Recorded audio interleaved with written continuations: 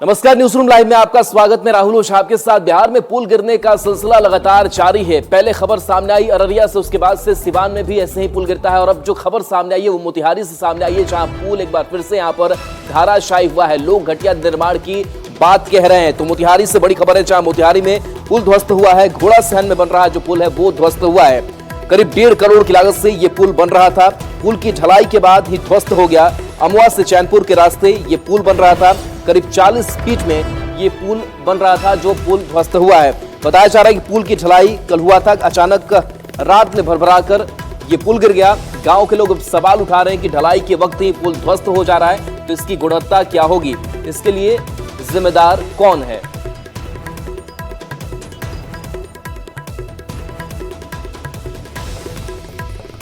जो तस्वीर आपको दिखा रहे हैं कैसे ये पुल ध्वस्त हुआ है। बताया जा रहा है कि ढलाई का काम कल ही पूरा हुआ था और उसके बाद से पुल का जो एक हिस्सा है वो टूट करके गिर गया है।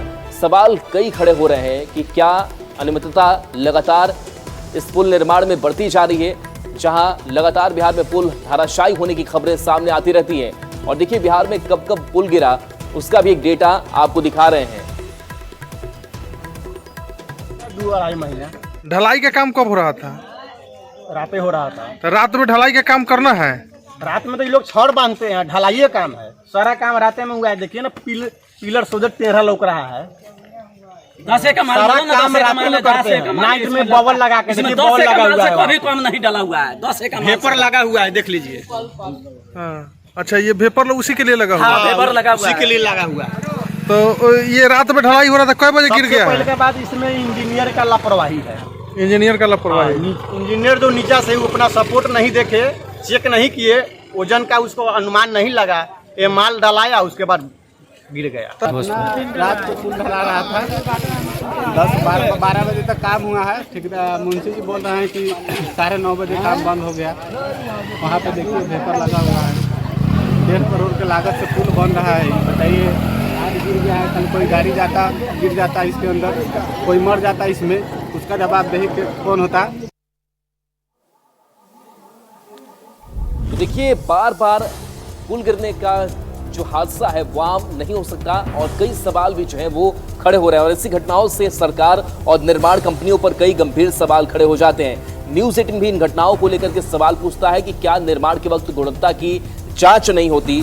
सवाल ये भी है कि ऐसी घटनाओं को रोकने के लिए क्या किया जा रहा है। सवाल ये भी कि बार बार बिहार में पुल क्यों गिरते हैं। तो ये तमाम सवाल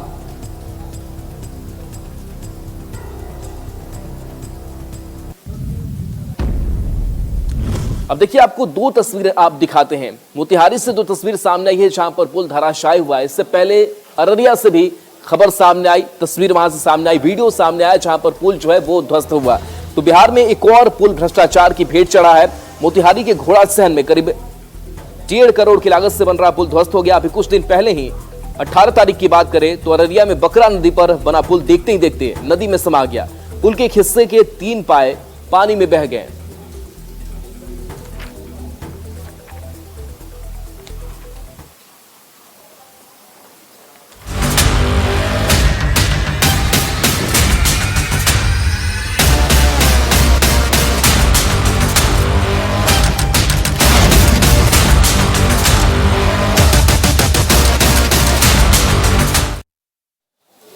नीट परीक्षा को लेकर के लगातार हंगामा बवाल जारी है। अभ्यर्थी इस आस में बैठे हैं कि उन्हें न्याय मिल सके, उनका भविष्य अंधकार में नहीं हो। लेकिन ऐसे में लगातार सियासत भी चल रही है। अभी इस मामले की अगर बात करें तो इस पूरे मामले की जांच अब सीबीआई के जिम्मे है। बता दें कि आरजेडी सांसद सुधाकर सिंह ने इस पर सवाल उठाए हैं। उन्होंने सरकार के नेतृत्व में गड़बड़ी का आरोप लगाते हुए सुप्रीम कोर्ट के सिटिंग जज के जरिए जांच की मांग की है। उन्होंने तेजस्वी यादव पर लग रहे आरोपों को लेकर भी पलटवार किया है।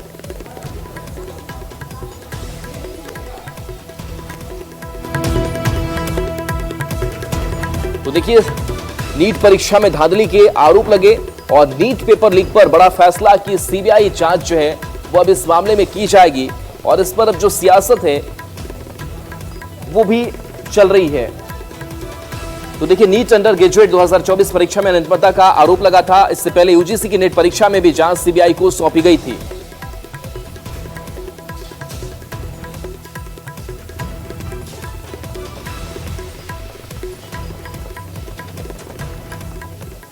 और देखिए, नीट पेपर लीक कांड को लेकर के एक के बाद एक कई जो खुलासे हैं वो हो रहे हैं। और इस बीच झारखंड कनेक्शन भी सामने आया, जहां ओएसिस से जो पेपर लीक का मामला है वो सामने आता है। और इस पेपर लीक के मामले को लेकर के लगातार कार्रवाई आगे बढ़ती है। तो ईओयू के सूत्रों के मुताबिक पटना में मिला बुकलेट हजारीबाग के ओएसिस स्कूल को दिया गया था। पुलिस सूत्रों के मुताबिक हजारीबाग के स्कूल के प्रश्न पत्र के पेपर बॉक्स में भी टैंपरिंग के सबूत मिले हैं। ईओयू की टीम हजारीबाग में रहकर लगातार इसकी जांच कर रही है। ओएसिस स्कूल के प्रबंधक, एग्जामिनेशन कंट्रोलर और प्रिंसिपल से भी ईओयू ने काफी लंबे समय तक पूछताछ की। पूरे मामले पर और अधिक जानकारी दे रहे हैं न्यूज़ 18 संवाददाता संजय कुमार। को लेकर एक और बड़ा खुलासा हुआ है। दरअसल पिछले दिनों ये बात सामने आ गई थी कि जो पटना में जला हुआ प्रश्न पत्र इकट्ठा किया गया था और जो बुकलेट नंबर था वह बुकलेट नंबर 61364888 हजारीबाग के किसी सेंटर से लीक हुआ था। और अब जो जानकारी निकलकर सामने आई है वो सेंटर है ओएसिस स्कूल का, जहां से ये बुकलेट नंबर इसी स्कूल को आवंटित किया गया था। दरअसल हजारीबाग में नीट यूजी की परीक्षा के लिए 5 सेंटर बनाए गए थे, जिसमें Vivekananda school, Xavier school, Oasis school, DAV school, ये 5 परीक्षा केंद्र थे। और बिहार पुलिस की 5 सदस्यीय टीम, इकोनॉमिक ऑफेंस यूनिट की 5 सदस्यीय टीम लगातार जांच कर रही है इस वक्त हजारीबाग में। और कल भी इस पूरे मामले में जांच हुई। जो ओएसिस स्कूल है उसके मैनेजर से लेकर टीचर, एग्जामिनेशन कंट्रोलर, सभी लोगों से पूछताछ की गई। जांच में यह बात सामने निकल कर आई है कि बैंक से क्वेश्चन पेपर जो है वो पहुंचा था स्कूल में। एक टीम बैंक भी पहुंची थी, लेकिन बैंक अधिकारियों से चूंकि मुलाकात नहीं हो सकी। बाकी जो औपचारिकता है वो बिहार पुलिस वहां पर कर रही है और सारी जानकारी इकट्ठा एक साथ कर रही है। जो एविडेंस है वो कलेक्ट किए जा रहे हैं। और जो ये जानकारी मिली है कि जो क्वेश्चन पेपर जो है जहां पर रखा हुआ था, जिस बॉक्स में, उसमें भी टेम्परिंग पाई गई है, उसमें भी छेड़छाड़ की गई है। तो निश्चित तौर पर एक अहम क्लू जो सोर्स है वो बता रहे हैं कि जो बिहार की टीम है, इकोनॉमिक ऑफेंस टीम, उसको मिल चुकी है। और निश्चित तौर पर इसमें आगे भी और कार्रवाई होगी, कई और लोग कानून की गिरफ्त में आएंगे। और देखना होगा अभी जब इकोनॉमिक ऑफेंस की 5 सदस्यीय टीम वहां मौजूद है वो किस तरीके से आगे कार्रवाई करती है और कौन कौन से लोग हैं जिनकी भूमिका जो है वो उजागर होती है। कैमरा पर्सन अमित के साथ संजय कुमार, न्यूज़ 18 पटना। तो नीट पेपर लीक मामला का जो कनेक्शन है वो हजारीबाग से जुड़ा हुआ है, जहां ओएसिस स्कूल से ये पेपर लीक होने की बात जो है वो सामने आ रही है। इन सबके बीच जो पटना ईओयू की टीम है वो हजारीबाग में मौजूद है और वहां पर तार खंगालने की कोशिश जो है वो की जा रही है। ईओयू की टीम ने वहां पर जांच की है। जांच के बाद ये कहा जा सकता है कि जो भी क्वेश्चन पेपर लीक मामले से जुड़ा है उन पर कड़ी कार्रवाई की जाएगी। मौके से ज्यादा जानकारी दे रहे हैं न्यूज़ 18 संवाददाता सुशांत सोनी।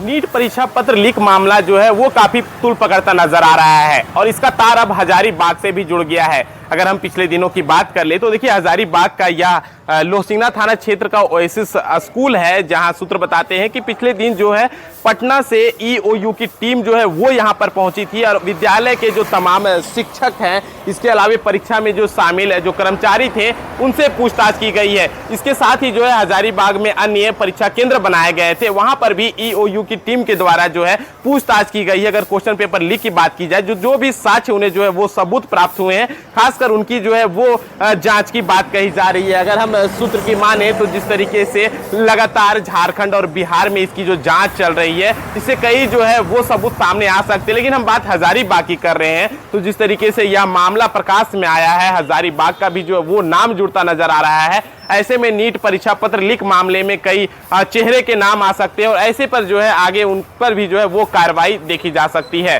सुशांत सोनी, न्यूज़ 18 हजारीबाग। तो देखिए, एक तरफ जहां जांच के आदेश दिए गए हैं, सीबीआई को जांच का जिम्मा सौंपा गया, तो दूसरी तरफ आरजेडी सांसद सुधाकर सिंह ये कह रहे हैं कि सरकार के नेतृत्व पर वो गंभीर सवाल खड़े कर रहे हैं। वो ये कह रहे हैं कि जो सुप्रीम कोर्ट के सिटिंग जज हैं उनसे इस मामले की निष्पक्ष जांच कराई जाए। करना चाहते हैं जिन लोगों ने धोखाधड़ी किया है इस पूरे मसले में, सरकार क्यों जांच करेगी? सरकार के नेतृत्व में सब गड़बड़ी हुआ है। एक निष्पक्ष जांच एजेंसी के जरिए, सुप्रीम कोर्ट के सिटिंग जज के जरिए जांच होना चाहिए। और ये लंबे समय से बेईमानी कर रहे थे लोग, ये पकड़े गए हैं लोग और लगातार कोई ये नहीं कह सकता कि चूक है। कई इस तरह के मसले लगातार हुए हैं, इससे जाहिर है कि सरकार में बैठे हुए लोग संदिग्ध हैं इसमें। और देखिए यूजीसी नेट और नीट पेपर लीक मामले को लेकर के अब जो दायरा है वो अब बढ़ता जा रहा है और एनटीए भी अब कहीं ना कहीं सवालों के घेरे में है और ऐसे में अब तैयारी है कि एनटीए के जो अधिकारी हैं उनसे भी सवाल जवाब किया जा रहा है। जो खबर सामने आ रही है सूत्रों के हवाले से कि पेपर लीक मामले में पूछताछ होगी, एनटीए के कुछ अधिकारियों से पूछताछ होगी, जांच एजेंसियां इनसे पूछताछ कर सकती है क्योंकि इस एग्जाम के बाद, पेपर लीक के बाद से एनटीए पर जो सवाल है वो उठ रहे हैं, इनके अधिकारियों पर सवाल उठ रहे हैं कि इन्हीं के स्तर से गड़बड़ियां हुई और इसी वजह से पेपर लीक का जो मामला है वो बन सकता है और जांच का जो दायरा है वो बढ़ाया जा रहा है।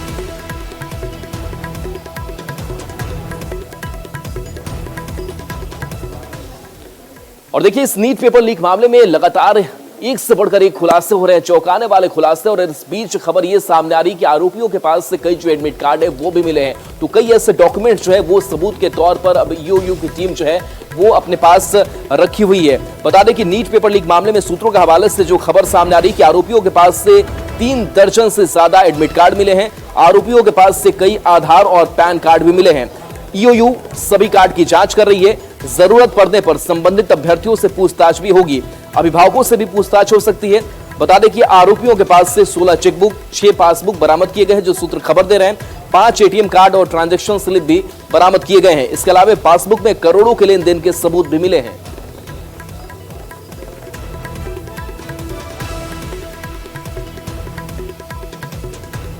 अब देखिए, अब हम आपको 10 तस्वीरें दिखाएंगे और ये 10 तस्वीरें आपको बताएंगी किस तरीके से इनके जो तार हैं वो अलग अलग स्तरों से, अलग अलग लोगों के साथ, अलग अलग जो किरदार है, गुनहगार है, उनके साथ जुड़े हुए हैं। तो ये तस्वीर हम आपको दिखा रहे हैं, जहां देखिए ये तस्वीर है नीट केस की सीबीआई जांच की तस्वीर है, जहां एनटीए अफसरों से पूछताछ भी संभव मानी जा रही है। वहीं महाराष्ट्र एटीएस की जो जांच है वो शुरू हो गई है। तो बिहार, झारखंड से लेकर के महाराष्ट्र तक की जो इसकी जांच है वो पहुंची हुई है। वहीं हजारीबाग की स्कूल से पेपर लीक हुआ जिसकी जांच चल रही है। वहीं रडार पर हजारीबाग का बैंक भी है। इसके साथ साथ लीक माफिया से भी एडमिट कार्ड मिले हैं जिसका जिक्र हम कर रहे थे। वहीं नीट पीजी की परीक्षा जो है अब इस मामले में रद्द कर दी गई है। 1563 छात्रों की आज परीक्षा ली जा रही है जिनको ग्रेस मार्क्स मिला था। वहीं एनटीए के जो डीजी हैं उनको हटाया गया है और इसके बाद से नए डीजी को जिम्मेदारी सौंपी गई है। तो ये वो तस्वीरें हैं, ये वो डेवलपमेंट है जो इस मामले में, इस कार्रवाई में लगातार तस्वीर जो है वो बदलती हुई नजर आ रही है।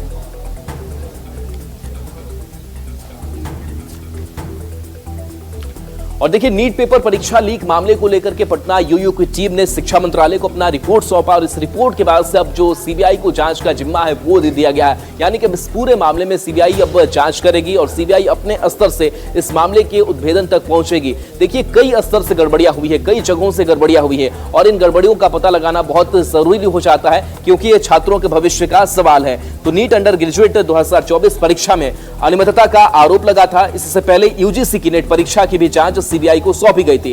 केंद्र सरकार की ओर से शनिवार रात को इससे जुड़ा बड़ा फैसला लिया गया। शिक्षा मंत्रालय के मुताबिक परीक्षा के दौरान पारदर्शिता के लिए फैसला लिया गया है। साथ ही अनियमितता में शामिल किसी भी व्यक्ति और संगठन को सख्त कार्रवाई का भी सामना करना पड़ेगा। बता दें कि बिहार की आर्थिक अपराध इकाई की ओर से पूरे मामले की जांच जारी है और अभी तक इसमें 19 आरोपी गिरफ्तार किए गए हैं।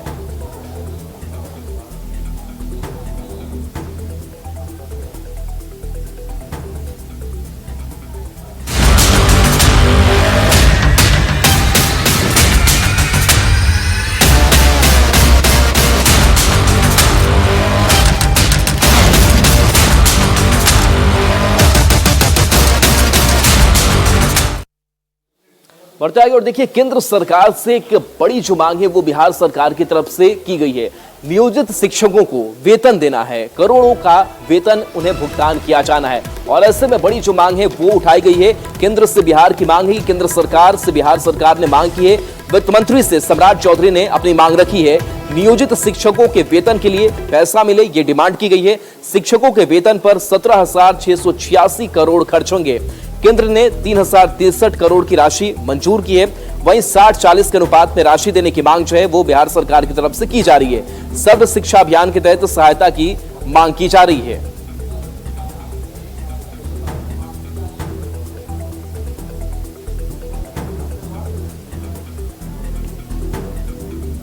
तो देखिए वित्त मंत्रालय से बिहार सरकार डिप्टी सीएम सम्राट चौधरी ये मांग कर रहे हैं और कह रहे हैं कि नियोजित शिक्षकों के भुगतान के लिए केंद्र सरकार जो है वो सहायता दे। 60-40 के अनुपात की बात हो रही है। इस बीच जो सियासत है वो भी तेज हो चली है। के लिए सर्व शिक्षा अभियान के तहत केंद्र सरकार ने अभी जो अनुदान की घोषणा की है, उस अनुदान को हम बढ़ाने की बात कर रहे हैं, हम बढ़ाने की मांग कर रहे हैं। क्योंकि बिहार सरकार के अपने आंतरिक संसाधन के साथ साथ केंद्र सरकार के अनुदान की भी बिहार को आवश्यकता है। इसीलिए हम बार बार कह रहे हैं कि बिहार को एक विशेष दर्जे के साथ देखने की आवश्यकता है। तो गलती इसमें दोनों की है, बिहार सरकार की गलती भी और केंद्र की गलती। केंद्र तो जानबूझ के सौतारपन व्यवहार करता है, बिहार सरकार की कोई बात नहीं मानता है और अपनी मनमानी करता है, आवंटन में कटौती करता है, चाहे वो जीएसटी हो, चाहे वो सर्व शिक्षा अभियान के अंतर्गत पैसे हो। और दूसरी ओर बिहार सरकार भी पैसों को ढंग से खर्च नहीं कर पाती। के तहत जितनी राशि भेजना था वो राशि पूरी नहीं भेजी गई है और डबल इंजन में विकास होगा इसका दावा करने वाले सत्ता में बैठे लोग को बताना चाहिए कि आखिर बिहार कटोरा लेकर केंद्र सरकार से भीख मांग रही है, इसके बाद भी पैसा नहीं मिल रहा है। तो किस काम का डबल इंजन की सरकार है? माननीय नीतीश कुमार जी ने, बिहार सरकार ने केंद्र सरकार से आग्रह किया है कि 60:40 में राशि स्वीकृत करें ताकि बिहार की शिक्षा व्यवस्था और सुदृढ़ हो, अच्छा हो, बच्चों का भविष्य के लिए अच्छे अच्छे कदम उठाए जाएं। झारखंड के सीएम चंपाई सोरेन आज घाटशिला में करोड़ों की योजनाओं की सौगात देने वाले हैं, जिस कार्यक्रम की तैयारी पूरी कर ली गई है और इस बीच वहां के लोग भी काफी खुश नजर आ रहे हैं क्योंकि सरकारी सहायता, सरकारी लाभ जो है सीधे इन लोगों तक पहुंचना है। तो बड़ी सौगात आज यहाँ के लोगों के लिए मिलने जा रही है। बता दें कि इस दौरान सीएम लाभुकों के बीच 100 करोड़ की परिसंपत्ति का वितरण भी करेंगे। जमशेदपुर दौरे पर सीएम 3 अलग अलग कार्यक्रमों में शामिल होंगे। सबसे पहले वो बुरुडी डैम का निरीक्षण कर सौंदर्यीकरण का शिलान्यास करेंगे। इसके बाद मऊ भंडार मैदान में 100 करोड़ से ज्यादा की परिसंपत्ति का वितरण भी करेंगे। सीएम संथाल समुदाय के माझी परगना महाल की वार्षिक सभा में भी शामिल होंगे। ज्यादा जानकारी दे रहे हैं न्यूज 18 संवाददाता प्रभंजन कुमार।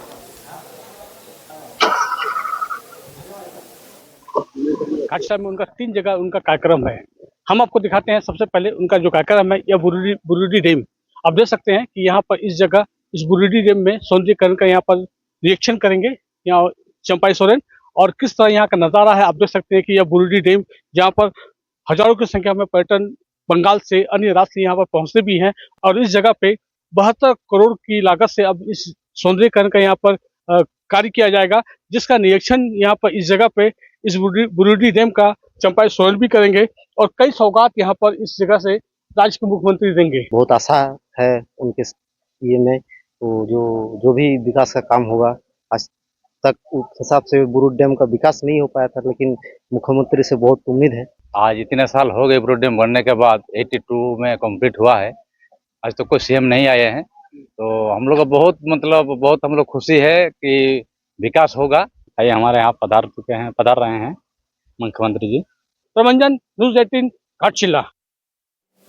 और देखिए इस बीच बड़ी खबर है, बाढ़ बारिश को लेकर के हाई लेवल मीटिंग चल रही है। बताया जा रहा है कि गृह मंत्री अमित शाह जो है वो मीटिंग ले रहे हैं और साथ ही साथ कई निर्देश जो है वो दिए जा रहे हैं, समीक्षा की जा रही है क्योंकि हालात अब बारिश और बाढ़ के हैं और ऐसे में तैयारियों को लेकर के बैठक हो रही है ताकि तैयारी मजबूत तरीके से रहे, ताकि बाढ़ बारिश का ज्यादा असर नहीं हो। बैठक में गृह राज्य मंत्री नित्यानंद राय मौजूद हैं। इसके साथ साथ एनडीए में एनडीआरएफ और आईएमजी के अधिकारी भी मौजूद हैं। बाढ़ से निपटने की तैयारियों की समीक्षा की जा रही ताकि समय रहते इस बाढ़ से मुकाबला किया जा सके और इसकी पूरी तैयारियों की जो तस्वीर है वो भी निकल करके सामने आई है, जहां पर समीक्षात्मक बैठक जो है वो की जा रही है। तो एनडीए में एनडीआरएफ और आईएमजी के अधिकारी इस हाई लेवल मीटिंग में मौजूद हैं।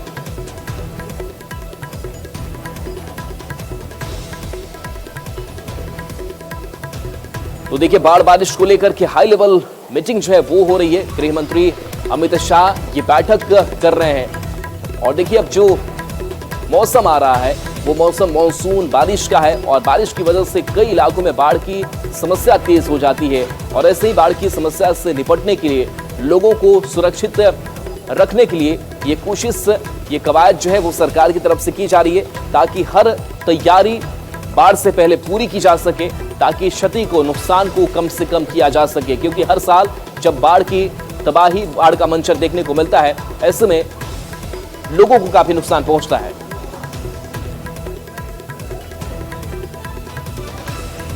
और देखिए, इस बीच दानापुर से बड़ी खबर सामने आ रही है, जहां अपराधियों का आतंक देखने को मिला है, जहां पर नेता का अपहरण किया गया है। जो खबर निकल करके सामने आ रही है, तो बीजेपी नेता के बेटे का अपहरण की जो खबर है वो दानापुर से सामने आ रही है।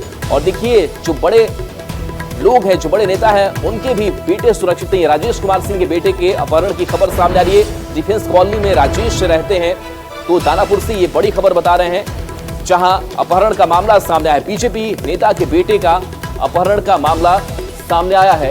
राजेश कुमार सिंह के बेटे का अपहरण किया गया है। बता दें कि नाराज लोगों ने सड़क जाम किया है, पुलिस प्रशासन के खिलाफ नारेबाजी हो रही है। बताया जा रहा है कि बीजेपी नेता राजेश कुमार सिंह का बेटा कल रात 8 बजे से गायब है। उसने खुद घर पर फोन कर यह बताया कि कुछ लड़कों ने अपहरण कर उसे दानापुर के ही किसी बिल्डिंग में रखा है। दानापुर से बीजेपी की पूर्व विधायक आशा सिंह ने पुलिस प्रशासन पर लापरवाही का आरोप लगाया है। पीबीगंज मोड़ के पास दानापुर गांधी मैदान रोड को जाम कर लोगों ने नारेबाजी की है। तो तस्वीर आपको दिखा रहे हैं, जहां अपहरण के बाद से लोगों का गुस्सा फूट पड़ा है और लोग सड़क पर उतरे हैं, सड़क जाम किया। प्रशासन कान में तेल डाल के सोए हुए, प्रशासन गुंडा के सरदार हो गया है। जितना गुंडा लोग जमीन कब्जा करे, किसी को बेटा कब्जा अपहरण करे, किसी नाती पोता करे, इसी फेर में प्रशासन है। अरे बेटा मेरा गया था दुरौंधा में, कॉलेज में पढ़ता, वहाँ गया था। अब वहाँ से कान निकाब उठा लिया, नहीं उठा लिया, बेटा को बड़ा उठा के रखे। रात में लास्ट फोन किया, मम्मी को बताया है कि 2 लड़का मयंक कुमार कौन सी नाम था हो, शिवम कुमार जो है, वहीं हम अपार्टमेंट में कहीं रखे हुए। मैं बाथरूम से फोन कर रहा हूँ, मेरा एक मोबाइल तोड़ दिया है, वो रखे हुए, जान मार देगा मेरा अगर। और चलिए, न्यूज रूम लाइव में इतना ही। न्यूज़ 18 बिहार झारखंड पर खबरें आपके लिए लगातार जारी हैं।